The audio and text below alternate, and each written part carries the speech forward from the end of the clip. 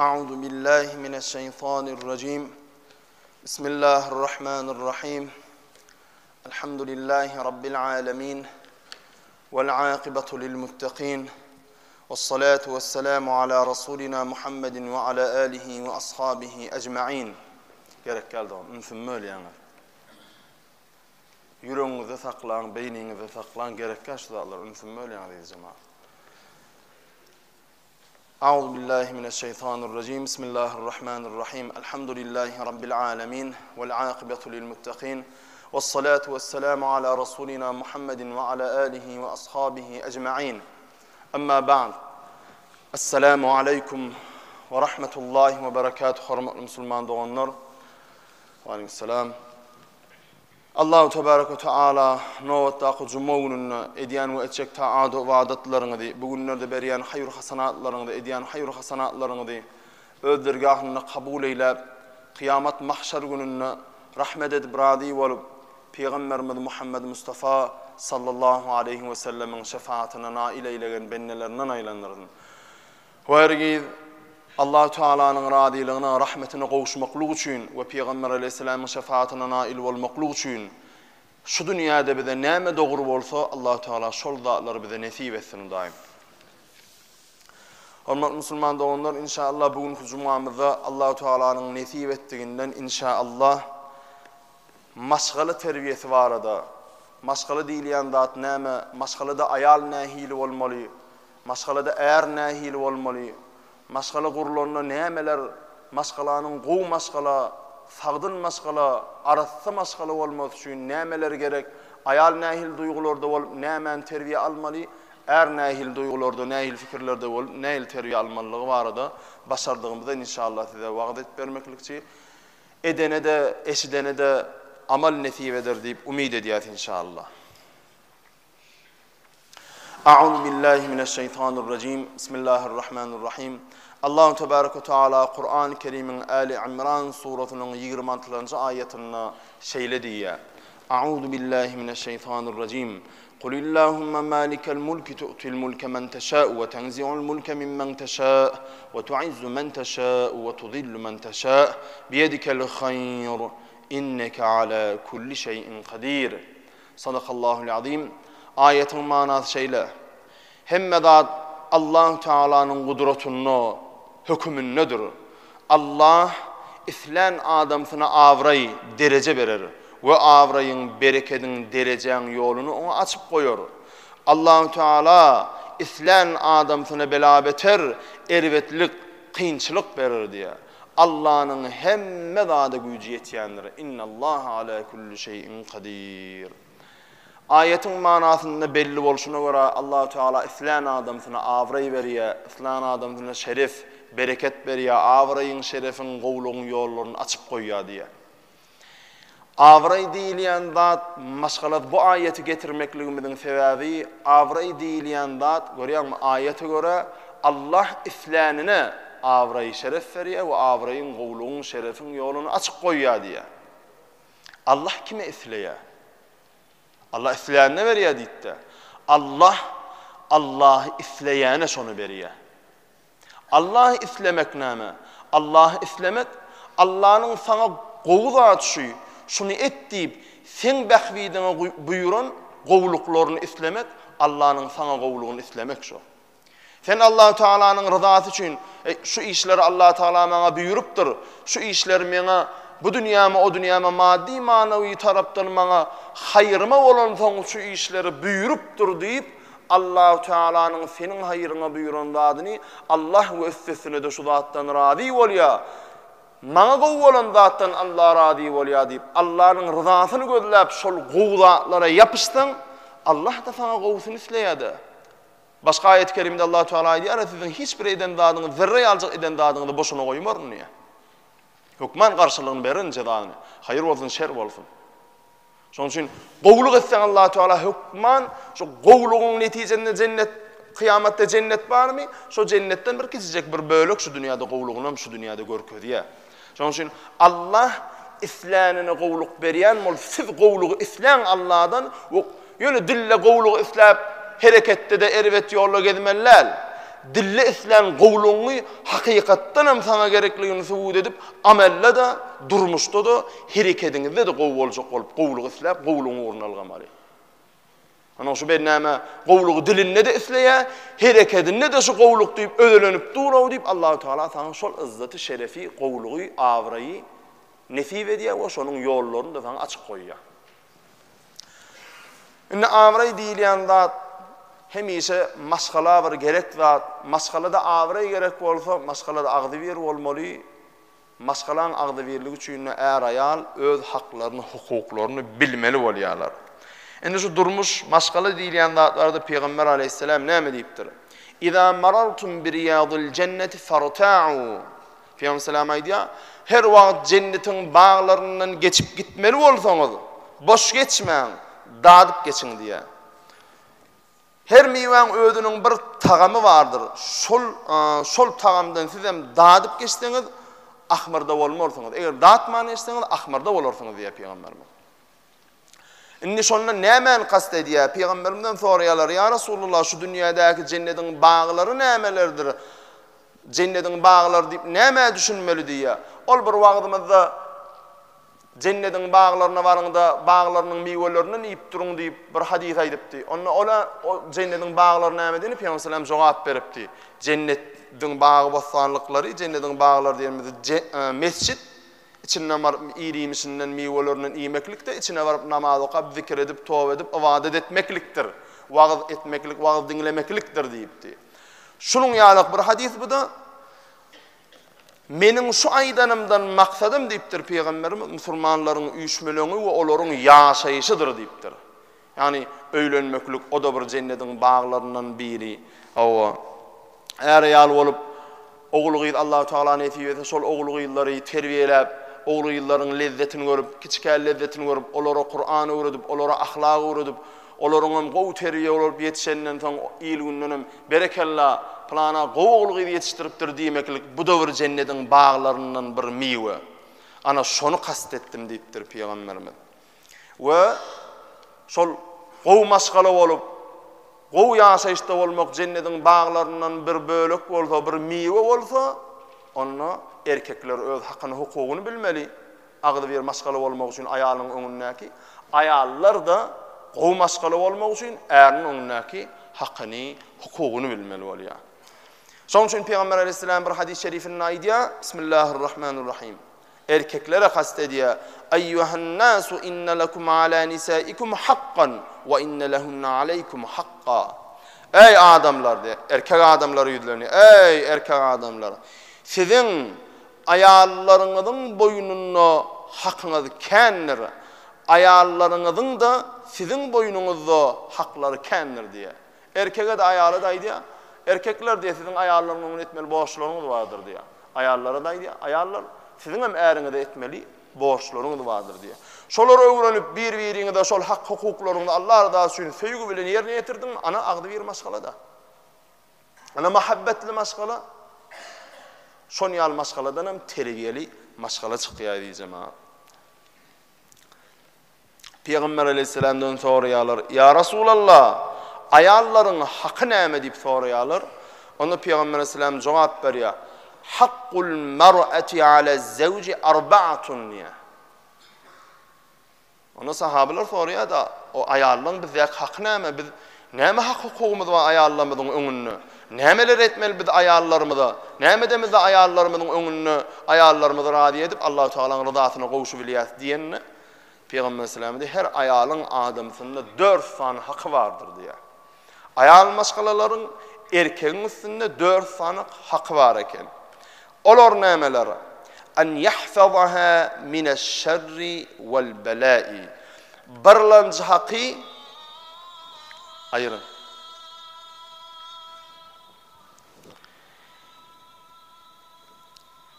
Erkek aýalyň daşynyň galasy bolmalydyr diýär. Edi zaman şu taýdak telefonyň birini sesi açyk bolsa ýa şunu ýaly bolsa aýyryn, ünsünmölýäňiz, haýyş edýän etmäň. Ana adançymyz öz kompýuterini zapis edýär, gerek bolsa şondan baryp alyň, beýdip ünsün bölmäň edi zaman, haýyş edýän. Gerek gel şu zatlar, ýüregiňizde, beýniňizde, kalbyňyzda zapis edin onu. Bismillahirrahmanirrahim. Euzu billahi mineşşeytanirracim. Bismillahirrahmanirrahim. Peygamberimizden sahabalar bizim ayarlarımın önüne haklarımız nemedir deyip soranını, onda Peygamberimiz cevap veriyor. Erkeklerin ayarlarının önüne etmeli zadi hakkı borcu 4 sanıdır diye. Birinci erkeğin ayarının önüne cevap gerçiliği. Birincisi neme? Erkek ayalın daşının galatıdır. Galatı olmalıdır, goroğu olmalıdır. O nikahıyamızda düşündürüyor. Nikahıylarına kim eğer içinde nikahıyı bilenler var, orada nikahıyan oğla imamlar ya yana adamsal bolbiler bir molla İsa'nın sağatı olup alim ulema olup nikahıyan bolsa alada adamdan ön tekkedim alemin deyip okuluyanda okada radi o alıp verdin mi diştirip onu koyuveraymeller. Düşündürmeli. Oğlum senden nedir sorayan? Planın idi, plan mayınıdı planının o halallığı, cüvütlüğü, zeyn şevherlüğü o öz nefsine kabul edip allın mı diyemde seninle kabul edip allım deyip cevap veriyen. 3 gedek ayrı soruya ayrı cevap veriyor. Ne hemen kabul edip allı ol erkek? Şol nikahıyla sekunddan, dakikadan beylek, şol minuttan beylek erkek şol ayalın ağrının, namusının, iyiceginin, işçeginin, şondan bolacak çağlarının ağır namusının, iyiceginin, işçeginin gelecek terbiyesinin cevap kerçiligini üstüme kabul edip alyan deydi şu. 3 tane şerti var deyip öňe aýdyp beripdik nikahın. Birinci şerti erkeğin ayalı da erkeğe öýlenmekle radi olmadı. İkinci şerti şu ikisinin bir-birine radiyliğine, 2 tane erkek Müslüman adamın şayat bolmadı. Üçüncü şerti erkeğin ayalı öýlenmeklikde bizim mezhebimizde ömürlük niyeti olmalı, ayalında erkeği durmuşu çıkmaklıkta ömürlük niyeti olmalı. Ondan sonra düşündürmeli nikahı yan adam. Şumardan kabul edip allım deydin, nämeni kabul edip allın? Ağrına, namusuna, iyicegine, işçegine, geycegine, sondan bolacak çağların da sonun yalaklarına ve terbiyesine cevapkarçılığı boyunuma allım deydi şu. Ayalına sen terbiye vermeyenliğin için gidip bir günah yaşasa yarısı sana den, yarısını sana yazılır şu. Ve ayal meşgalede nefsimi bağışettim diye, bağışettim diye 3 gedek cevap veriyor. Ne hemen bağışetti ayal meşgale? Ayal meşgalanın beyinisinde, aklında şu düşünce olmalı. Allahu Tebareke ve Teala biz ayalları erkeklere hizmet etmeklik için yarattı. Menin nesivemde de şu planın oğlu plana hizmet etmeklik düştü. Ey Allah'ım ömrüm ötüyünce şu ere, şu erkeğe vefali, doğruyu, arası, halal, ahlaklı hizmet etmekliği bana nasip et deyip duada olmalı içinde. Ve bilmeli, bağışettim diye yani ömrümü şu erkeğe hizmet etmekliğe bağışettim diyemeklik şu. Şunu nikahı yan adamlar düşündürmeli. Ol alıp radi Allah elhamdülillah nikah hutbasını okuyup koyuveraymeller. Hele şuun kıyaslarımda edip de onları düşündürmeli. Hükman nikahı yan imam düşündürmede ecedi kakati yaşurlar düşündürmeli. Ol Allah takladın bir prokuratur ilişkilerinin, suud kadi ilişkilerinin kemal fehvette söyleyen bir yığın noktada hatta olayın. Ayrışyanların köpi yaşlar diye de. Gelip arda veriyen ayrışyanların, öňler oynayan bir ayrışmaklık için kadiyete varıp suuda yüz tutuyan adadaken yani ikiyin veriyor ayrışacak. Näme bolla ayna eklanak, näme bolla ayna planlaydı, näme bolla ayna gaýny bilen oňşamak, näme bolla ayna maňa gymmat kıyňaja berenak, näme bolla ayna maňa plan ede, maňa plan edenak. Estağfurullah, nauzu billah. Erkeklerde ken rol vardır edeceğim ağa. Erkek yerine dursa ecenem yerine oturtmanı başarar, göğününe degmenecek, radiliğine degmenecek, radi edipcek. Erkek yerine dursa bağlılığını da, eltisini de hemmesini yerine oturtup başarar. Bir de erkekler hakiki erkek olacak mı oluyor? Musulman vaziyetindeki erkek olacak olmalı onlar. Gayret edelim inşallah. Birinci nämeken erkek ayalının daşının galatıdır. Erkek namusunun iyisi olmalıdır. Ayal erkeğin namusudur diye. İkinci ve en yuallime ma tahtacu ileyhi minel ilmi. İkinci erkek adam dinine gerek olan zatları, İslam şeriatına gerek olan zatları ayalına öğretmeli. Yani ayalım şu zat halal zattır, şu işi etmelidir, şu işi taşlamalı değerler. Özüňem etmeliler, ertegün Allah Teala çağa oğul gyneti wetse şolaram şunu ýaly halal dağlara öwretmelidir. O şular haram dağlardır. Şayat günümizde savrmayan adamlar azzel, dünýä uýrak savrmayan adamlar. Ona ol ejendiň kakanyň ýanyna mama papa diýip savrmayanrak durmuşda öňü ösen bolsa, o görgüljik bilýän näler. Sen öýlendiňmi, oşoňa getirdiňmi? Ay ana bil balaqsız eken, ay ana bir gıynaşsız eken, oň üstüne gelip o görgülüni ürküdmeler, oň terbiyesi şeýle. Oň ýasalyşy şeýle. Sen ýumşaklyk bilen gyýdymdy. Oglumdy. Söy onu yumşaklygyna şola şeýledir diýdi. O ürküdmede yumşaklyk bilen şol aýalyň tebigaty nähile edende şol gow terbiýany, gow islam ahlagyny kabul etmeli bolsa türkmen milliligi diýil ýa. Şu türkmeniň milliligi dolulugyny %100 islamdan alýar milliligini. Şu halal haramy nähil tebigaty gow yumşak aňdat kabul etjek bolsa ýaltanman şo tiýipde şoňa öwretmeli. Şoňa düşündirmeli şo zatlary. Şulat halal dattır, şulat haram dattır, şunu etmeliler, şunu etsen Allah Teala şu dünyada da qowlugyny netip edýär, o dünyada cenneti netip edýär. Bu zatlardan gaçmalydyr, bu dünyada da şunun netijesi qowdal, kıyamatda da dowlukdur diýip halal haramy öwretmeli. Ana erkegiň ikilenji borjy aýalyna Allah Teala'nın halal eden zadyna yapışmaklygy, haram eden zatlaryndan gaçmaklygy öwretmeli. Üçüncü, ve an yet'amahal halali. Üçüncü erkeğin ayalynyň çağalarynyň öňündäki borjy halallan ýidirmekdir. Erkek gazanjyny hükman halal ýol bilen gazanmalydyr. Näme üçin? Sebebi Allah Teala fe in bu da hadis fe innel lahma iza nabata minel harami yadubu bin nari.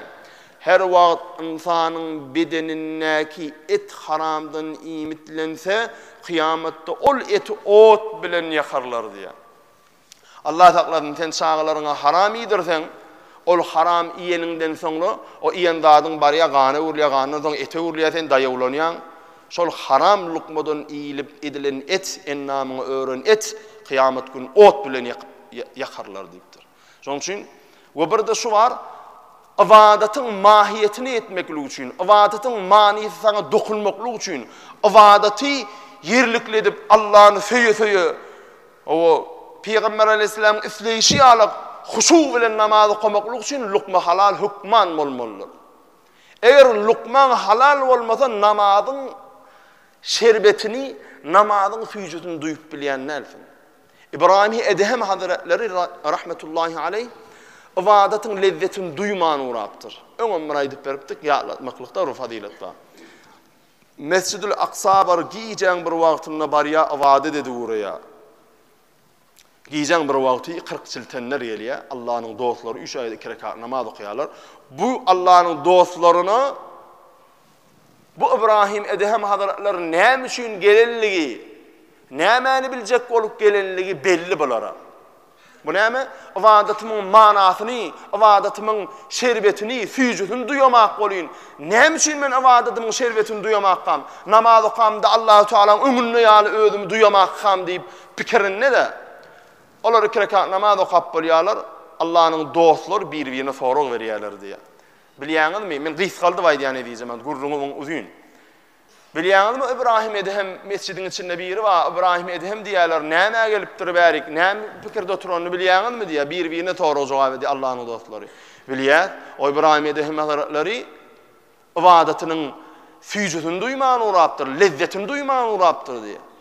Ha näme üçin o ibadatynyň lezzetini, füýjütini duýanak? A plan ýerde ol haram lukma alypdyr. Nirede?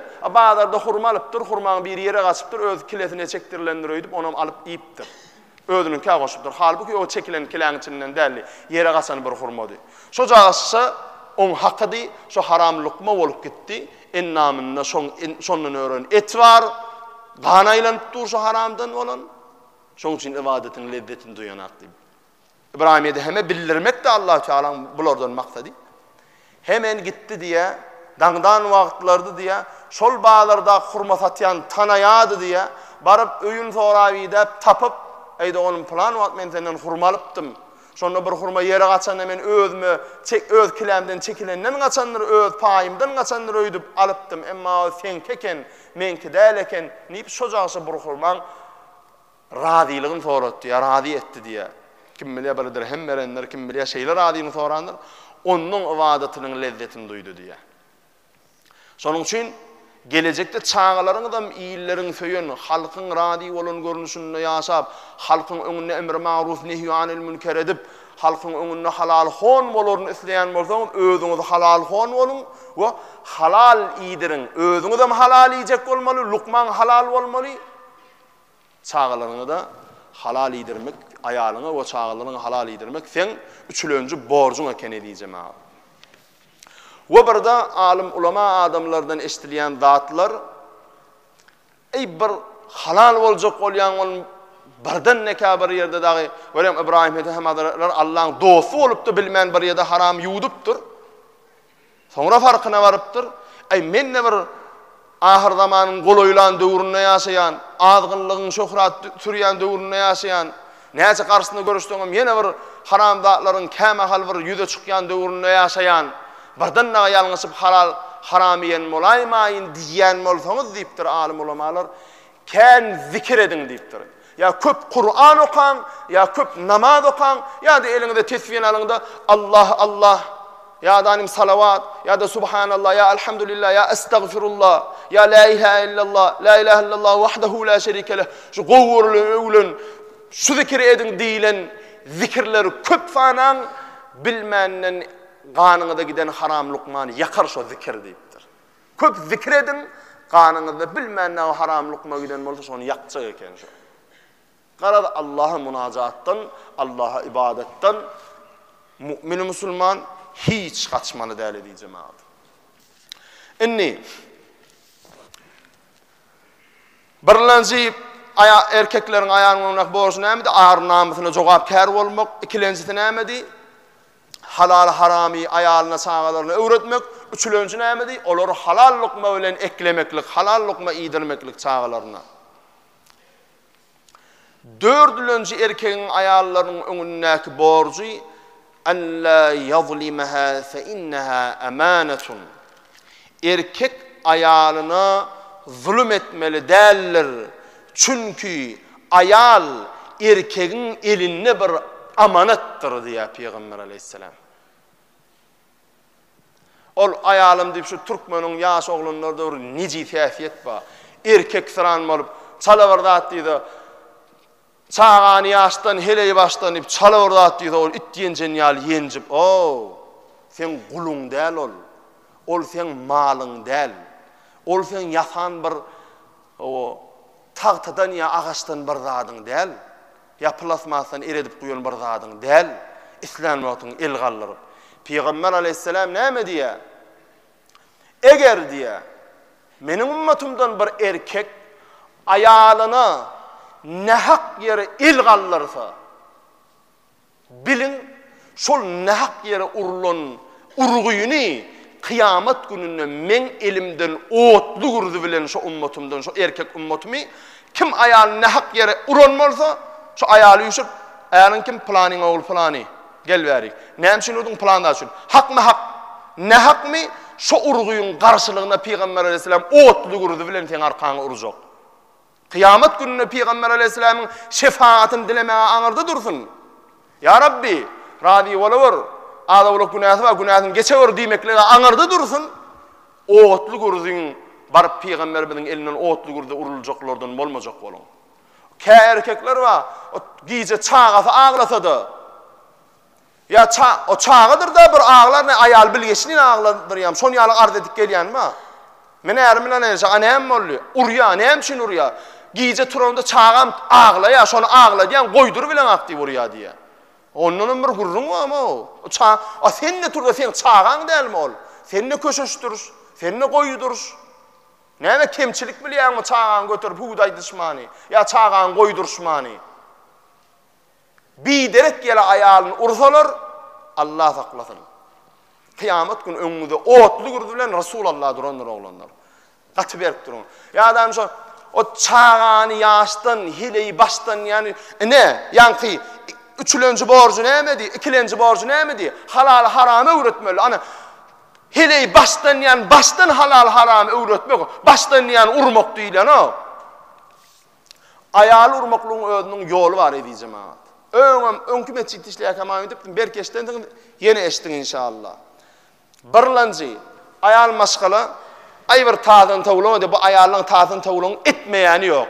En gowsu değilce Kur'an-ı Kerim'de ölen ayallar kimler?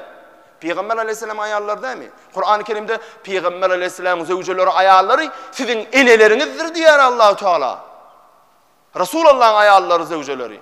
Halbuki ol ayallar Kur'an'na ümmet Muhammedi'nin eneleri deyip ayrılmasına rağmen Resulullah'ın gönlüne deyiptirlere. Resulullah'ın rahatsız ediptirlere. Bir gün Peygamber Aleyhisselam şolordan öyküsünü dağa çıkıp gitti diye 40 günler gelmedi diye. Hazreti Ebu Bekir Sıddık radıyallahu anh hemme ayarlarını hümurda hep kaya illa da özgüydü Ayşe enemi de kaya Peygamber'e barıp tevalla varıp alıp diye Peygamber Aleyhisselam'ı. Onun bu ayarlan onun çalavır eyleveliye edip elgalları vermeler yumuşakluk bilen, dil bilen, fücüdöz bilen. Urmakluğun yolu nehil, urmakluğun yolu şeyle. Ayalına diyen ayalım, men şu zadi seninle halamak, şu zadi etme. Yani bir zat halamakta. Şonu ilki bilen erken borcu, yumuşakluk bilen, feygu bilen, gülüm balım deyip, feygu bilen, bir soğutçuk ediyen mi, bir kovuryanca sözünü diyen mi, yumuşakluk bilen ki, şu zadi etmeyi de bir kovdat değil, şu deyip, yumuşakluk bilen, feygu bilence, gülür yüzü bilen aydiyan, bolanak, ikilenci, men sana yumuşakluk adam yala ettim ha, şu zadi etme deyip, onu hemen ediyen de biraz katırganır bırak, üçülöncü bolmadı mı silteni verak men sana yumuşakluk bilen ama ettim. Normal dil bilen ama ettim. Ona hem dövülür deyip diye. Onun için hem de değişirler. Uğruna vera sipala verin. Uğruna vera kovu verin. Bağırdı şeylemiş de bulan. Adam Aleyhisselam'ı Allah-u Teala yaradanlarından hovenemizi yaratmalı anni. Hovenemizi bana hövür etmeli. Buna maydayın bari bolonuna göre. Kanunna varlığına içecek olayan evi cemaat bir asıl gurulur men etmiyor. Hava nemedi Allah-u Teala yaradıya Adam Aleyhisselam'ı yaradanlarından zıvoy diri ödünü Adam Aleyhisselam hava nemedi görmeke düşünne ilki görközdü diye. Adam Aleyhisselam düşünne o görse ve Havva Allah-u Teala'nın öz için yaradığını, hizmet için yaradığını Havva enemid görüyen aşık oluyor. Katı gözel, şeyle ovudun, bolor yaller. Hiç bolor yaller. Kalp şeyle coşup, Havva enemede olan feygüden oyunya, tursa, düşünnek görün Havva enemede ne seykin vasıp, ovudun görünüşte, uğuz vasıp, önünden geliyor diye. Erkek maşgalada erkek adamım züvvettiğinle, gön içindekin daşına çıkarıyordu, ayal görse bolanak da. Yani Havva enemede geliyor, görüyordu ey Havva diye. Seni bana nesip eden, seni bana savud eden Allah-u Teala hamdü senalar olsun ki Allah'a şükür ediyor peygamber tabi. Şükürler olsun Allah'ıma diye. Ey Havva diye men sen şeyli kovurdum. Şeyli ovudun eken seni bana ovudun edip kovurdun Allah'a hamdü senalar olsun öz yüreğine feyyuzun coşup durunna kazalaydım. Havva enemiz Adam'a tani, Adam Aleyhisselam'dan 2 esse, 10 esse, 100 esse beter kovuruptur. Ama zangar aydan attı bu Havva'nı. Ay diye, men seni kan kovurmadım diyem ya diye. Özünden meter kovur ya yoksan. Onun için ayal maskalaların hile etmesi, ayal maskalaları kovursa da biz yalak açık değil, kovurunu bildirmemesi. O tatanıp toğlasa da sana burada ettirecek olup diye onu. Onun için Allah Teala'nın beren nimetıdır. Son tatanıp toğlanması da senin için nimettir. Gov olması da senin için nimettir. Tatanıp toğlansa haykuştuğu son dilini tap içine salıp nervine salıp vermedi uğruna veren yılgırdacık, sipalada çıkıyor. Başka yol uğru yok. Şeytmeden ağzı bir olup bolana, ağzı bir olmasan bağıtlı olup bolana diyeceğim ha. Gayrat edelim inşallah. Hop, ine. Birlenci erken ayalının borcu nemedi? Erkek ayalının daşının qoruğu, qalası, ağrına namasına cevapkar olmalı, qorumalı ayağını ve çağalarını. İkilenci de halal haram öğretmeli ayağını ve çağalarını. Üçülenci halal yedirmeli, halal işlep, halal lokma yedirip çağalarını halal eklensi bilen eklemeli. Dördüncü neme? Ayalına zulmetmeliler. Gereğinden artık elini kaldırıp yormalı değil. O arkalaşacak olmalı. Peygamberimiz sallallahu aleyhi ve sellem aydiya ittaqullaha fin nisai fe innahunne indekum awanun. Ey adamlar, erkekleri yüzleniyor, bize yüzleniyor. Allah'ın yoluna ayarların hakkında kat korkulu olun. Allah'ın yoluna gidiyen doğru yoluna gidip görsünüz mi? Ayarların hakkı için ya ayarların hakkını önünde durup ödememeklikte kat korkulu olun, serasap olun. Bir vaqt olara ne haklık yüzünden zulüm edeymen. Çünkü olur sizin elinizde amanattır. Zulüm edip amanada hıyanet edeymen diye Peygamber aleyhisselam. Gayrat edeyin inşallah. İçinizde diýende ay bala bolmady ay bo elgallarymyzdan bolana diýenlerden bardyr ýöne zulmetmellerle diýjem ha. Uğrun ýolun biljek bolmaly. Bir de köp dua edin, köp dilek edin. Ayaryňa bir dilek edip bolma ýok, dilek etmeli. Bolmaý da dilek etmeli. Allah'ım meniň ýalňyş ýerimi örte göri, ayalymyň da ýalňyş ýerlerini örtüp bize huzur bere gör diýip. Ärim ayaly bilen agdy berligini Hudaýdan dilep durmaly we uğruna boljak bolmaly. Ayalla äri bilen agdy berligini Hudaýdan dilemeli we şoň diňe dilledel hereketde de äri bilen agdy ber boljak bolmaly. Inni bir adam dünýeden aýdýar diýjem ha. Adam eni ýuýalar, kefenleýärler, cenazasyny okaýarlar. Gabra gömüp gaýdanlaryndan soň Peygamberimiz sallallahu aleyhi ve sellem şu hadis-i şerif aýdýar. Eger ölün adam gowy bolsa, gabr 70 kez giňelip cennetden bir ýol açylyp, cennetden bir nur gelip, ýanky adam tä kıyamete çenli rahat ýatar diýipdir. Eger bir adam gowy adam imanly bir ameli salihli adam bolsa, cennet 70 kez açylar, giň bolar, cennetden baň baksa da kıyamete seni ýaşar şoňsune diýipdir.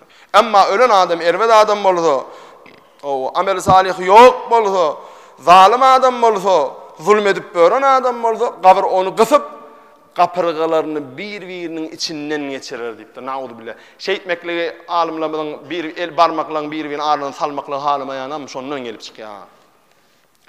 Inni herkin bir adam ýok bolýar diýdik, olam cenazalar okaýarlar, ýuýarlar, kefenleýär, cenaza okap jaýladylarmy? Gabr ertenden mümkinle kur soraga jogap beri, soraga diýär, soraglary jogap bolanynyň gabrymyny gysmany durýar. Bu adam be diýär, men ýa mümkin nekirin soraglaryna jogap berdim. Onu da men gabr gysýaly, näme sebäpden gabr gysýa diýip pikirine gelen wagtyny gabryň içindäki bolýan gurrun. Muňa bir owaz gelýär. Sen ayalyňa zulm etdiň.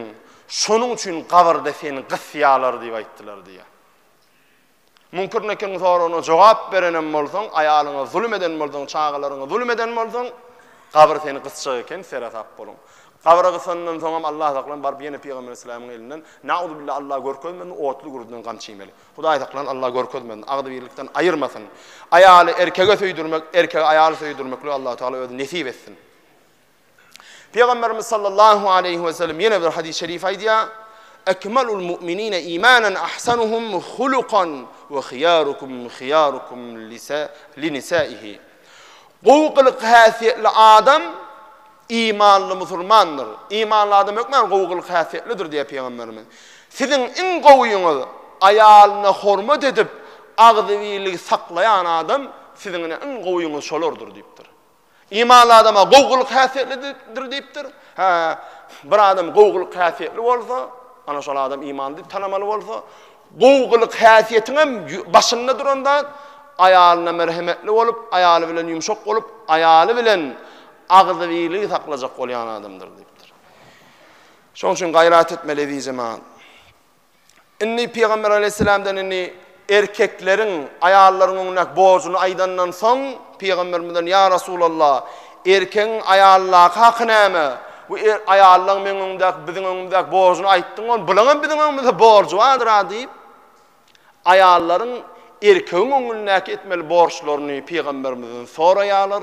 Peygamber aleyhissalatu vesselam da ona jogap berýär. İnşallah onun jogabı uzunrak inniki jumada Allahu Teala başımızı dik etse, Allahu Teala nasip etse inniki zumada dikkatini yetirir. Ve ahiru da'wana enilhamdülillahi rabbil alamin. Ve sallallahu teala ala hayri halqihi Muhammed ve ala alihi ve ashabihi ecma'in et-tayyibin et-tahirin ve ala sairil enbiya'i vel mursalin. Birahmetike ya erhamer rahimin. Allahu ekber.